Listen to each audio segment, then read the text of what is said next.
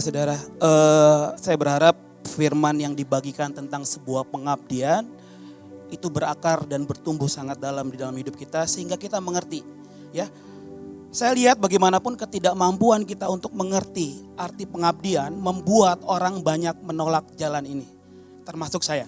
Ya, bahkan waktu saya lihat kelas dengan Ibu Ruth tentang pengabdian, tentang kesetiaan, dan tentang apa saudara?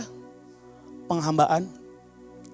Bahkan saya bilang gini, Tuhan, bahkan saya gak mampu untuk berbicara itu Tuhan. Setiap kali saya buka laptop, saya mau bikin PPT, bahkan saya gak kuat Tuhan. Karena seringkali banyak orang gak pernah mengerti arti pengabdian. Bahkan setiap kali saya udah mau tulis, saya udah pengen kasih ayatnya, tiba-tiba saya memundur saudara. Dan tiba-tiba Tuhan, saya tahu apa yang saya pengen omongin Tuhan. Sedangkan saya aja untuk mengabdi, saya tahu banyak sebuah kecacatan, banyak ketakutan, banyak keeroran yang tiba-tiba membuat saya seringkali mundur. Karena kenapa? Seringkali kita gak nyampe dalam sebuah titik, sebuah pengertian. Dan buat banyak orang, saya kemarin beberapa hari saya tiba-tiba ada anak sharing kepada saya. Dia bilang gini, kakak, di anak muda itu lagi ngehits kata mengabdi. Tapi kenapa ya kak? Saya kok takut mengabdi? Karena buat saya pengabdian itu seperti perbudakan. Hah? Saya bilang, dia bilang seperti perbudakan. Dan tiba-tiba bilang gini, saya gak bisa kak. Kalau hidup saya harus dikontrol bla bla bla bla.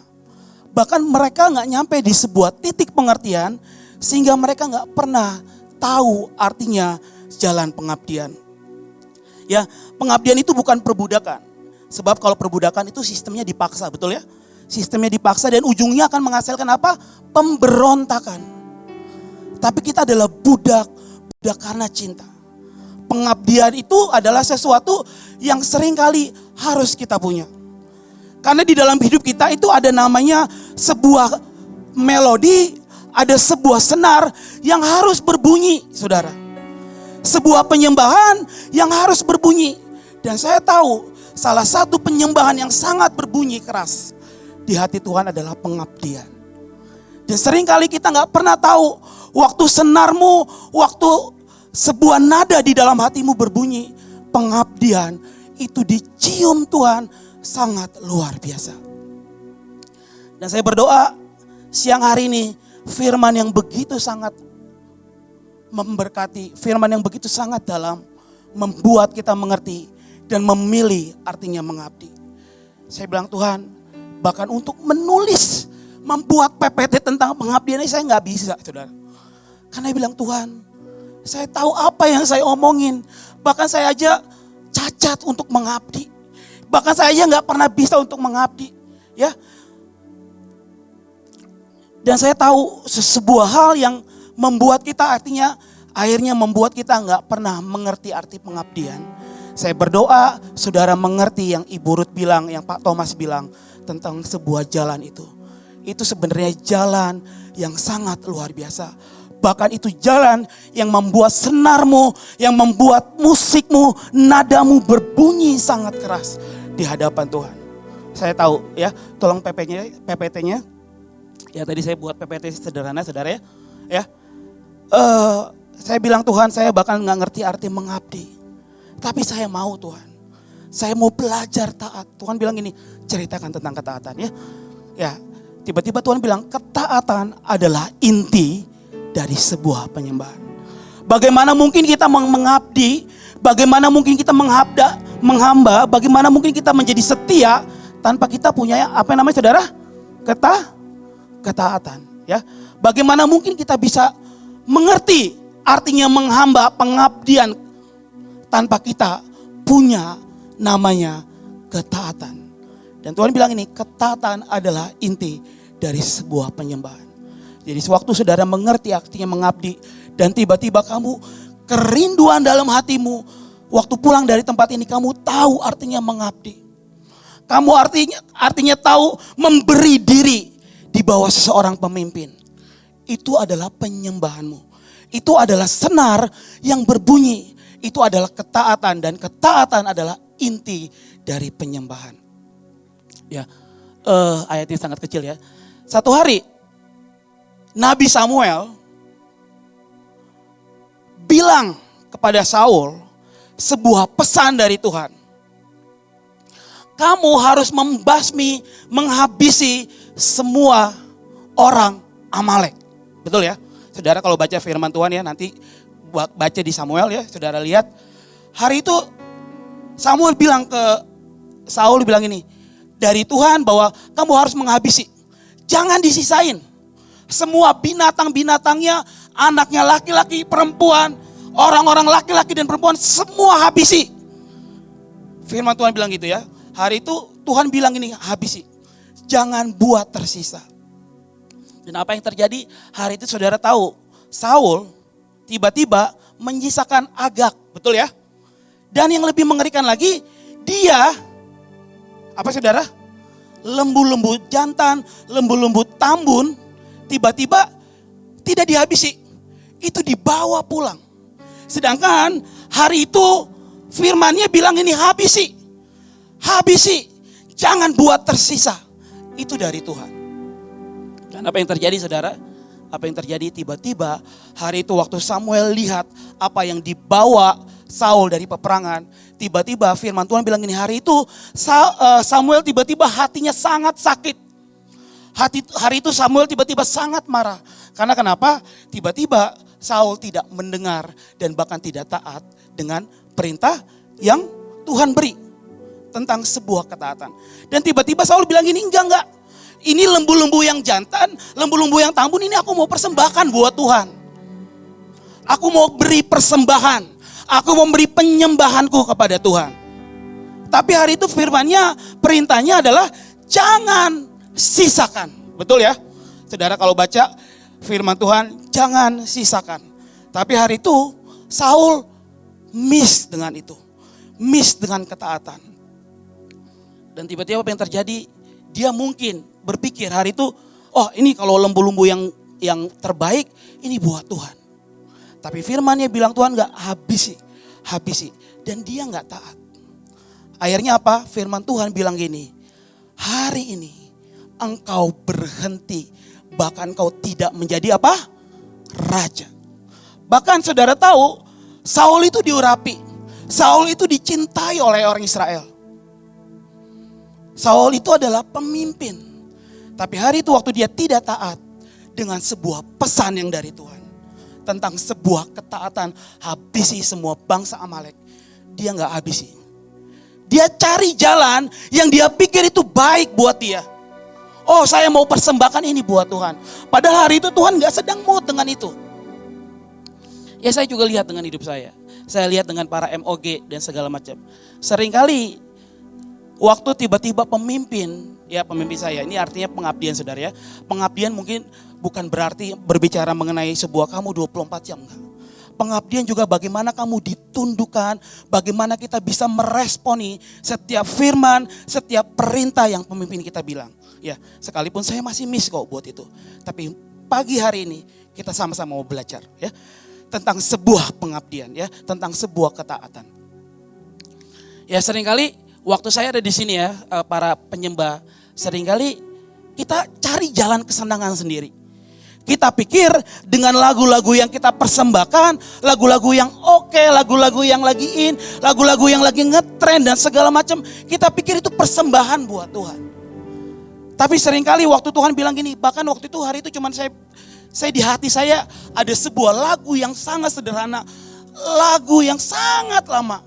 Cuma saya pikir gini, gak mungkin lah ini dinyanyiin. Di hati saya Tuhan bilang gini, mainkan melodi lagu yang lama. Saya gak taat. Artinya gini, ini kayaknya kurang oke nih. Karena di Mahanaim saudara tahu harus sesuatu yang deep, yang dalam. Wah, saya tiba-tiba berpikir seperti itu. Tiba-tiba Tuhan bilang gini, enggak mainin. Cuman waktu itu saya tidak taat.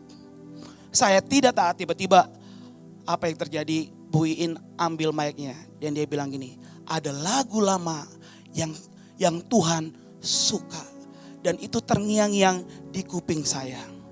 Dan saya kaget, lagu itu, itulah yang Tuhan kasih tahu di hati saya untuk saya mainin. Hari itu saya miss dengan itu. Karena kenapa? Seringkali saya merekayasa sesuatu yang tidak taat. Artinya apa? Mungkin saya lihat ini, oh ini cocoknya kalau Bu In mau khotbah ini nih lagunya. Oh cocoknya ini kayak begini. Biar orang-orang merasa, wah. Padahal hari itu Tuhan pengen sesuatu yang sederhana.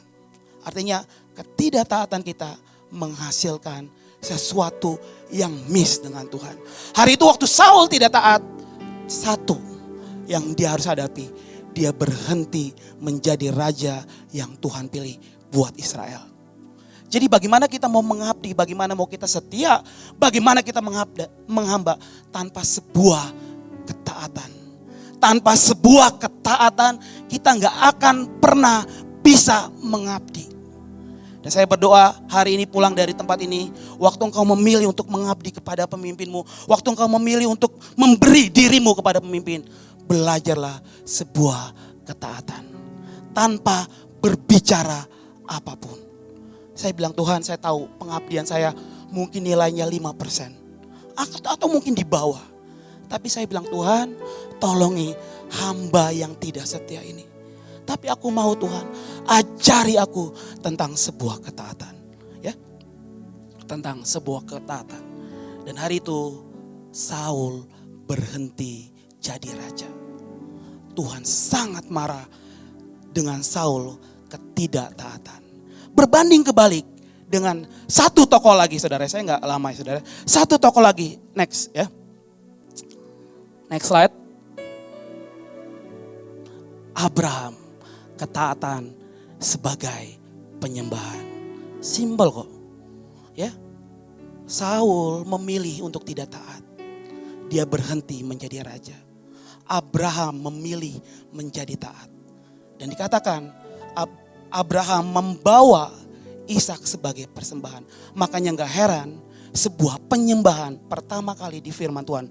Waktu Abraham mempersembahkan siapa? Ishak, itulah kata penyembah pertama kali. Dan dikatakan dia jadi bapa bagi bangsa-bangsa. Sebuah ketaatan simbol akan menghasilkan sebuah melodi, sebuah senar, sebuah bunyi penyembahan yang berbunyi sangat keras. Dan itu Tuhan suka. Sebuah ketaatan yang Abraham bilang. Sehingga dari hidupnya lahir yang namanya worship. Sebuah penyembahan. Jadi saudara, ya saya gak banyak ya, slide-nya ada beberapa. Saya pengen nyampein 2 tentang sebuah ketaatan. Ada Saul, ada Abraham, berbanding kebalik. Ya, sama-sama dipilih Tuhan. Tapi beda memilih apa yang Tuhan kasih tentang sebuah ketaatan ya. Korban, unsur dari penyembahan. Saya berdoa biar sekali lagi ya, sebuah ketaatan dan berdoa sama Tuhan. Pulang dari tempat ini, Tuhan beri aku ketaatan untuk aku mengerti artinya mengabdi. Karena sekali lagi senarmu, bunyimu, nadamu harus berbunyi sebagai sebuah penyembahan di hadapan Tuhan. Dan itulah penyembahan. Itulah pengabdian kita sama Tuhan. Sehingga pengabdianmu tidak pernah dikotori. Kenapa? Oh saya lihat pemimpin ini, saya mau mengabdi.